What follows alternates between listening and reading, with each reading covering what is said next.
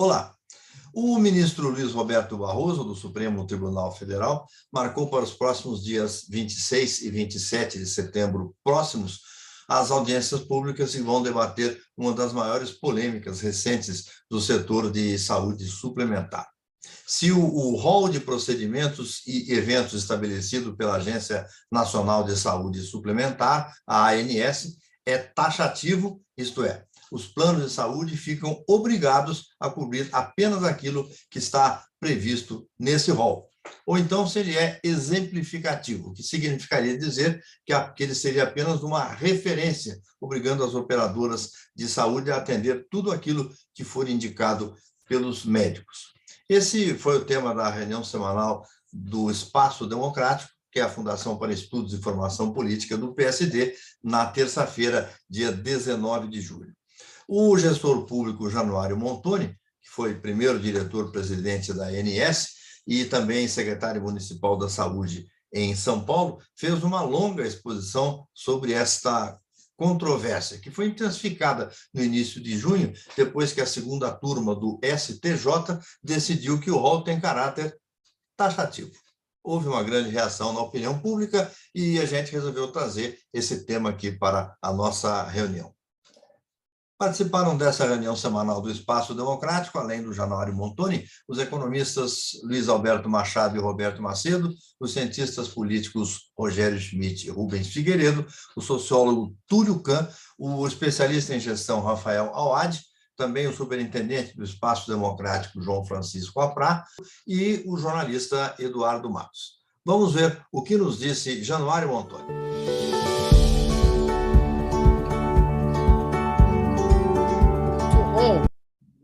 Ele é o quê? Ele é uma lista, né? Falando assim, grosso modo, ele é uma lista de todos os procedimentos clínicos, terapêuticos, que as operadoras de planos de saúde são obrigadas a entregar para os seus clientes, para os seus usuários, para os seus beneficiários. Esse é o conceito de rol taxativo. Ele é um conjunto de procedimentos que foram estabelecidos como obrigação das operadoras para atender os seus usuários. Há um conjunto de entidades de defesa do consumidor, com grande presença na área, movimentos da sociedade civil, inclusive movimento de artistas, né, se envolveram numa discussão e entraram no judiciário, defendendo a tese de que esse rol de procedimentos deve ser apenas um exemplo, né? Que os planos de saúde têm que atender todo e qualquer procedimento que os médicos indicarem, e que, portanto, o rol é apenas uma referência, né? Que o que o médico indicou, o plano de saúde é obrigado a atender. Só lembrando, neste ponto aqui, que no nosso sistema, os planos de saúde não são obrigados a fornecer medicamento prescrito pelos médicos para o tratamento residencial. A cobertura obrigatória é do medicamento usado no hospital e usado no tratamento ambulatorial. Aquele medicamento que o médico nos prescreve, né, para continuar o tratamento não é fornecido pela saúde suplementar, pelo plano de saúde. No SUS ele é fornecido. Na saúde suplementar, ele não é. Então, aqui nós estamos falando, quando aqui entra o debate sobre medicamento, são medicamentos de uso ambulatorial, ligados, por exemplo, à quimioterapia, a uma hemodiálise, enfim, tudo que é usado nos procedimentos. Recentemente, né, como o Rondino já colocou na abertura, o Superior Tribunal de Justiça, depois de uma longa análise, esse projeto já tem bastante tempo lá, esse processo, né, andando, ele decidiu que o rol é taxativo, ou seja, as operadoras são obrigadas a entregar o que está no rol. E ele estabeleceu, o Superior Tribunal de Justiça estabeleceu exceções a esse rol taxativo, que é quando algum procedimento indicado pelos médicos não tiver equivalente no rol. Só para tentar situar, às vezes você tem um procedimento clínico qualquer previsto no rol e, portanto, obrigatório. Mas aí você já tem um outro procedimento cirúrgico, por exemplo, menos invasivo, né? E aí o profissional médico quer executar aquele procedimento mais moderno. Então, como tem um equivalente no rol, ele não é obrigatório, né? Se não tiver nenhum procedimento equivalente no rol, ele é obrigatório, porque aí ele é necessário para a manutenção da vida. Então, esse é o conceito do rol taxativo, e que foi mantido pelo Superior Tribunal de Justiça. O processo subiu para o STF.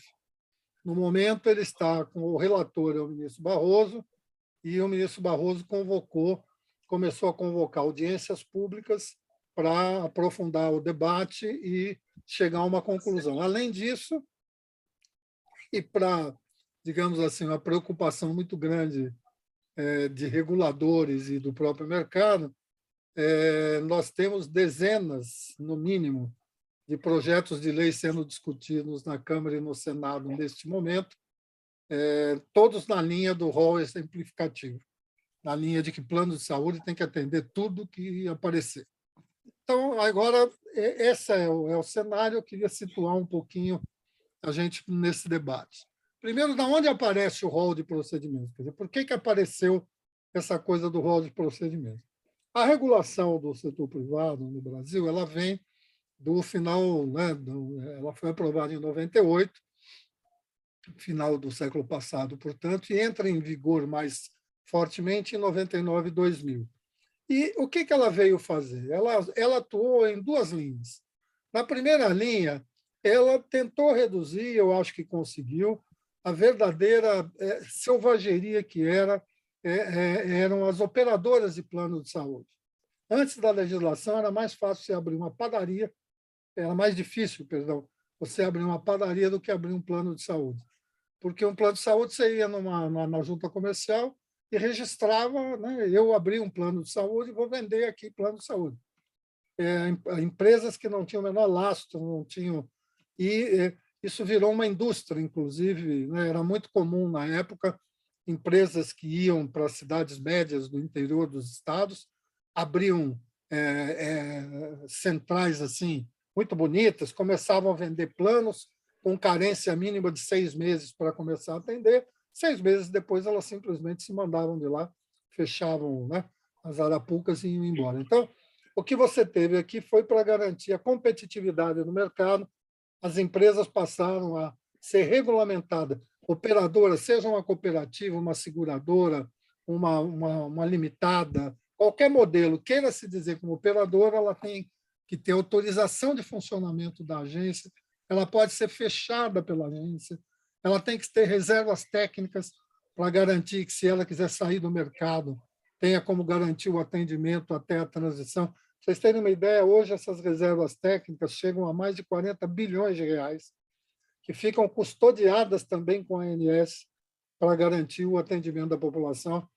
E essas empresas só podem operar no âmbito da regulação. Então, você teve uma mudança aqui que saneou o mercado. Hoje tem cerca de 1/3 de operadoras do que tinha no início da regulação, porque quem realmente não era uma operadora de saúde foi saindo do mercado. Agora, isso aqui muitos países fizeram há muito tempo atrás. A grande novidade do Brasil foi que o Brasil resolveu regulamentar o produto plano de saúde. O que é um plano de saúde? Isso ninguém fez no mundo. Normalmente, no mundo inteiro, é vendido como seguro-saúde, e aí cada empresa define o que ela vai oferecer como cobertura, que era o que acontecia no Brasil. O que você tinha no Brasil? A empresa formava, e mesmo as grandes empresas, né, as seguradoras, as grandes seguradoras, eram elas que definiam o que elas iam cobrir naquele produto. Então, elas lançavam o produto 1 cobrindo cirurgia cardíaca, o produto 2, mais barato, não cobria cirurgia cardíaca. Nenhum plano cobria hemodiálise. Por quê? Porque a hemodiálise é permanente. O cliente só sai da hemodiálise quando fizer um transplante de rim. E são 3 sessões, 2 a 3 sessões por semana. Então, ninguém cobria a hemodiálise. E valia o que estava no contrato. Não precisava registrar em lugar nenhum. A cada venda, a empresa fazia um contrato, o cliente assinava o contrato e valia o contrato. Vocês imaginem o que era fiscalizar isso. Para dizer se tinha cobertura, não tinha cobertura, tinha carência, não tinha carência, valia o contrato entre as partes, né? E não havia nenhuma regulamentação do que era o contrato. Então, você tinha as coisas mais absurdas que você pode imaginar. Você tinha contrato que não cobria medicamentos, você tinha contrato que não cobria transfusão, você tinha contrato que não, como eu já disse, hemodiálise, por exemplo, era um exemplo famoso, porque ninguém cobria hemodiálise. Todas as clínicas de hemodiálise que atendem o SUS são privadas, já naquela época, né? Vendiam os seus trabalhos, a prestação de serviço ao SUS. Mas o setor privado não comprava de ninguém, porque ele não atendia hemodiálise, exceto planos ultra tops de linha. Você tinha outras coisas que não têm a ver com cobertura, como exclusão do beneficiário. Os contratos eram renovados todo ano. Então, quando a pessoa ficava doente, começava a dar despesa, o plano simplesmente não renovava o contrato no ano seguinte. Então, isso eu chamei de período selvagem dos planos de saúde. E a regulamentação veio em cima disso com muita força. O grande, eu tenho dito que o rol de procedimentos foi uma mudança civilizatória, porque a grande façanha da nossa regulação foi estabelecer um rol obrigatório, que lá no começo, lá em 98, e depois o primeiro da ANS, né, no período que eu era o diretor-presidente, inclusive, foi em 2001, o nosso primeiro rol de procedimentos tinha 1.500, 1.400 procedimentos. Hoje o rol tem 3.000, ele vai evoluindo no tempo. E todos os planos de saúde passaram a ser obrigados a dar aquele fornecimento. De novo, o exemplo da hemodiálise. Da noite para o dia, os planos foram obrigados a cobrir hemodiálise. E qual foi o grande ganho? E aí os nossos colaboradores, nossos colegas economistas, mais do que ninguém vão entender isso, o rol de procedimentos vale para todos os contratos regulados, ou seja, contratos comprados a partir feitos a partir de 1999, seja qual for a data em que eles foram comprados. Vale sempre o rol atual. Não é o rol do momento em que ele contratou. Eu, por exemplo, contratei o meu atual plano de saúde em 2005. O rol de procedimentos que vale para mim não é o de 2005, é o de hoje. É o de amanhã, quando amanhã entrar um novo procedimento. É sempre o rol atual. Isso foi uma mudança fantástica. Não é que o contrato não tem mais validade, mas agora, por lei, o contrato que a gente faz com o plano de saúde consta que a cobertura é a do rol de procedimentos da ANS. Então, toda vez que a ANS amplia o rol, e ela acabou de fazer isso agora, ontem, anteontem, nós tivemos a notícia de que sessões de fisioterapia, psicologia e outras não têm mais limite, dentro de regras e parâmetros clínicos e a pedido médico, mas não tem mais limites anuais. Então, isso passa a valer para todo mundo que tem plano de saúde. Então, o rol, eu particularmente fiquei muito indignado com uma campanha que falava que o rol, talvez por ter participado da construção disso, saber o quanto foi difícil, é de que o rol mata, o rol taxativo mata. O rol taxativo não mata, o rol taxativo tem salvado vidas nesses 20 anos, porque ele introduziu coberturas que os planos antigos nunca fizeram. A cobertura do... Então, esse foi um ganho civilizatório. Hoje, todos os procedimentos do rol são obrigatórios para qualquer plano. O que diferencia um plano de saúde hoje do outro? Primeiro, o segmento. Você pode comprar um plano só hospitalar, ou você pode comprar um plano só ambulatorial. 99% dos planos são ambulatorial e hospitalar, que é o que a pessoa quer, mas, a rigor, você pode. O que muda? A área de abrangência. Pode ser municipal, estadual ou nacional. A rede assistencial. Um plano tem o Einstein, o outro tem o Sírio, o outro tem o Mãe de Deus, o outro tem a Rede Dor, o outro não tem, mas a hotelaria, se é um apartamento, se é uma enfermaria, um apartamento com dois pacientes, por aí afora. As regras de acesso, os planos verticalizados, por exemplo, você começa o seu atendimento na clínica deles. Eles não têm rede de médico credenciado para você ir, mas eles têm a clínica deles para você ser atendido. A qualidade dos prestadores de serviço e o preço. Mas o que ele atende é igual para todos esses tipos de plano. Você pode comprar o plano mais barato do mercado ou o plano mais caro do mercado, a cobertura assistencial é exatamente a mesma. E ela, repito, hoje ela tem mais de 3.000 procedimentos. E, a todo momento, ela vem sendo aperfeiçoada. Então, o que você tem hoje? Eu considero o plano realmente a pedra de toque do modelo regulatório que nós temos hoje. Tanto que o mercado ficou durante anos tentando quebrar esse artigo da lei do rol de procedimentos, querendo voltar ao modelo anterior. Até porque, no modelo inicial do rol, ele não levava a reajuste de preço. A agência acrescentava um procedimento e isso não autorizava a operadora a aumentar o preço do plano. Então, isso foi uma batalha de muito tempo. Hoje, o que nós temos? Aí é uma posição minha, não é o que está discutido, né, no mercado, mas eu considero o plano taxativo por óbvio. Né?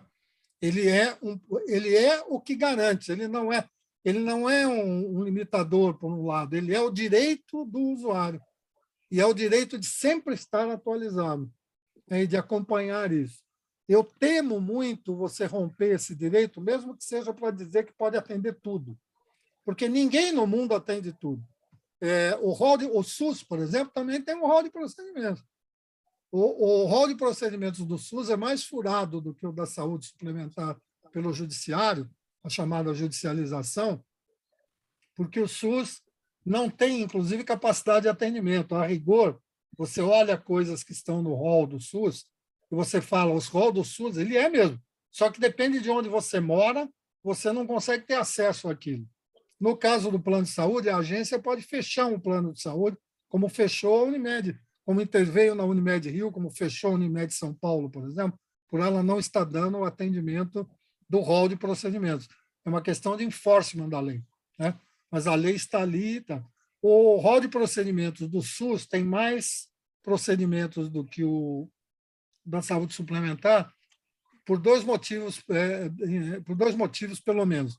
Primeiro são os medicamentos. No rol do SUS entram os medicamentos que o SUS fornece, inclusive de alto custo, e o setor privado não tem essa entrega de medicamentos.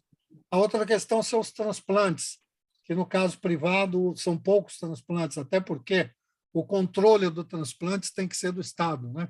Senão você não tem controle de quem é que está recebendo o órgão, né? Quem que está controlando a doação e o uso dos órgãos e tecidos. Mas, fora disso, eles estão muito próximos. O outro ponto que eu sempre argumento é que, a rigor, você não tem modelo de saúde no mundo que não tenha limite, que não tenha parâmetro. Em todo o mundo, você tem limitações. Né? A França tem coparticipação de alguns procedimentos. É um sistema universal, feito nosso. Mas algumas coisas são pagas. A Inglaterra, a mesma coisa. No Reino Unido, que é a nossa base, você tem todo o atendimento praticamente gratuito, mas você tem parte dos medicamentos são pagas, baixo custo, mas são pagos, tem coparticipação, tem limites. Transplante, no mundo inteiro tem transplante. Alguém com mais de 55 anos não consegue, não está habilitado a um transplante de pulmão, por exemplo.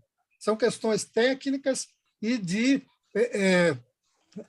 uso social, tanto do recurso financeiro quanto do recurso técnico. Né?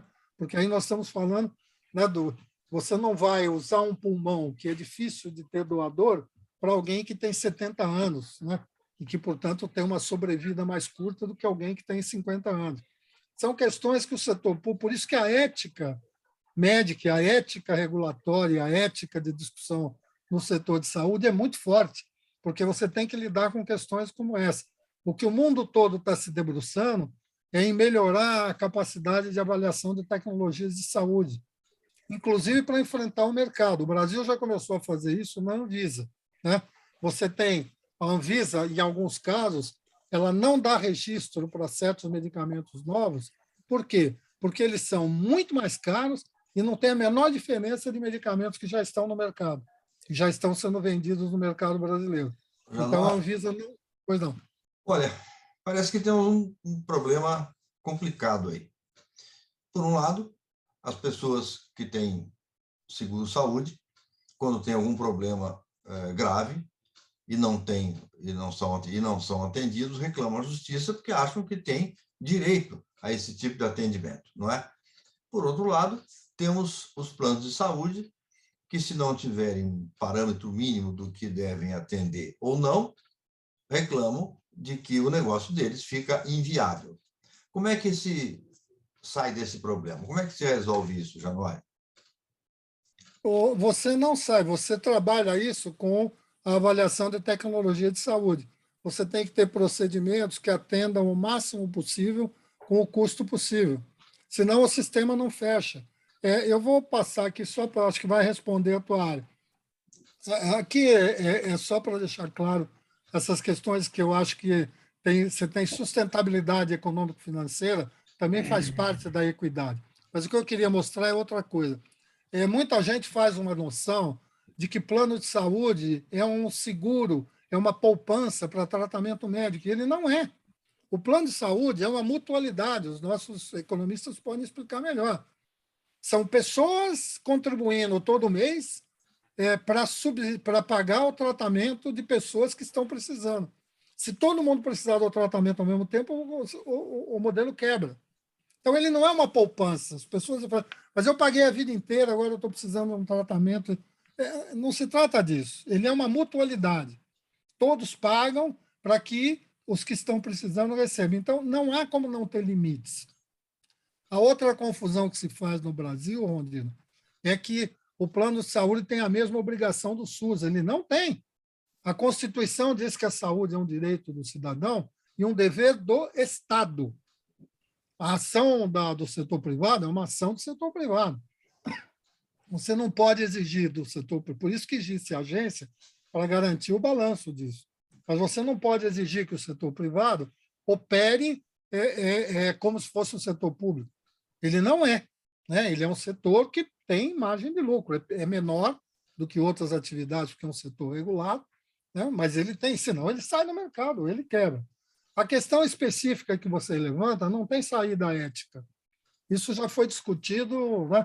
Porque quando é um caso individual, você não tem barreira, você quer que atenda o seu caso. Não interessa que é um remédio que não foi aprovado no Brasil, um remédio que foi proibido na Europa, mas ele está sendo usado nos Estados Unidos e o meu filho precisa de um tratamento, eu quero que o plano ou o SUS deem esse tratamento e ele custa 8 milhões de reais por ano. Então, quando você individualiza o caso, não há solução, nem ética, nem... Né? Agora, quando você gerencia um sistema de saúde, você tem que olhar que casos excepcionais tem que buscar um tratamento excepcionalizado. Porque quando você traz isso para o normal, quando você traz isso para o usual, você quebra o modelo. No caso do SUS, você cada vez mais inviabiliza, você sucateia o sistema, porque esse dinheiro da judicialização não vai para as coisas do dia a dia. No SUS, não fecha o hospital, né? Mas sucateia o hospital. Você entra no hospital do SUS, né? Em vários lugares, ele está todo quebrado, ele está todo arrebentado, não tem dinheiro para manutenção, porque as pessoas acham que o dinheiro... Né? Então, assim, você tem que ter um balanço. No setor público, no setor privado, o que eu tenho alertado, o que tem... Né? Nós vamos chegar a uma inviabilidade, porque, olha só, a partir de 2018, a agência indexou o reajuste do plano individual. E o plano individual, atualmente, como ele está indexado, como eu já coloquei numa reunião passada, ele é uma parte pela variação do custo, do custo assistencial, e a outra parte pelo IPCA, ele atualmente, antigamente, o plano coletivo era a referência, agora é o individual, porque ele está indexado, ele sobe, né? A agência vai lá, faz o cálculo, indexa. Porque é uma questão irresolvível essa que o Rondino levantou, né? Porque não há, quando você traz para o caso individual, para o caso pessoal, não há nada que justifique você não cobrir. A própria ministra Carmen Lúcia, quando esse assunto foi debatido dos medicamentos de alto custo no Congresso, ela falava, eu sou incapaz de negar o fornecimento de um medicamento que caia na minha mesa e que as pessoas dependam. Tudo bem, ela como pessoa é incapaz, mas alguém vai pagar essa conta. Direto ou indiretamente, alguém vai pagar essa conta. Mas só para fechar, Eu acho que essas excepcionalidades da área de saúde poderiam ser tratadas na área de assistência. Nós poderíamos perfeitamente ter um fundo de reserva que atendesse esses casos, né, onde uma pessoa precisa de um medicamento que custa 10 milhões de reais e que você não pode jogar isso nas costas de um município. Mas você tem que atender aquela pessoa por uma questão humanitária. Não é protocolo, saiu do protocolo, saiu, mas nós somos latinos, então nós vamos atender por uma questão humanitária. Só que isso tinha que ter um formato de atendimento que não contaminasse a estrutura, né, de funcionamento. Então, a estrutura de funcionamento tem que ser gerida, e hoje ela é excepcionalmente bem mal gerida. Mas eu espero ter contribuído para esse entendimento do rol. Eu não sou um defensor de que o rol seja obrigatório, porque não, eu vou defender as empresas. Ao contrário, o rol obrigatório puniu as empresas. Certo? O rol obrigatório para as empresas foi um desastre, porque, né, elas passaram a ser obrigadas a cobrir coisas que elas nunca pensaram em cobrir. Se vocês entrarem no site da agência, vocês consultam por procedimento o que está no rol, o que não está. Tem lá um campo, você digita, ele te fala. E, assim, praticamente tudo está lá. Por isso que eu fiquei muito... Essa coisa de que o rol... Não, e fizeram uma campanha desonesta, dizendo que, se fosse aprovado o rol taxativo, os atendimentos iam ser interrompidos. Ninguém... Você vai precisar da cirurgia, não vai poder fazer. Não é verdade. Primeiro, que elas estão no rol. Segundo, que ninguém interrompeu nada. Até porque o mercado não é louco, né? De ter uma ação de... Pode ter aí alguma operadora boca de porco, mas as maiores, com perdão pelo boca de porco, mas as maiores do mercado, obviamente que não vão. O que já foi, já foi. Até porque a decisão do STF não autorizou, não revogou as ações judiciais que tinham dado, né, ganho de causa para as pessoas no passado. Ela só falou que o rol é taxativo. Então, assim, quando você mexe com saúde, eu vou falar uma coisa para você. Quando o caso é pessoal, você faz qualquer negócio. Mas, como gestor público, eu tenho que ter a responsabilidade com o gasto público, que ele tem que ser um gasto social. Eu tenho que achar maneiras de outras coisas, mas esse tipo de coisa não pode virar né? Não pode virar enfim. Porque isso sempre favorece quem tem mais acesso. O pior nisso tudo é que esta camada mais sofisticada é sempre a que se consegue se favorecer com esse tipo de procedimento. Aquele sujeito que está lá, numa cidade do interior, tem um plano de saúde, e a operadora fala, oh, isso aí não está no rol, ele fala, o jeito não está no rol, não há o que fazer mesmo. Né? Então, ele não faz mesmo.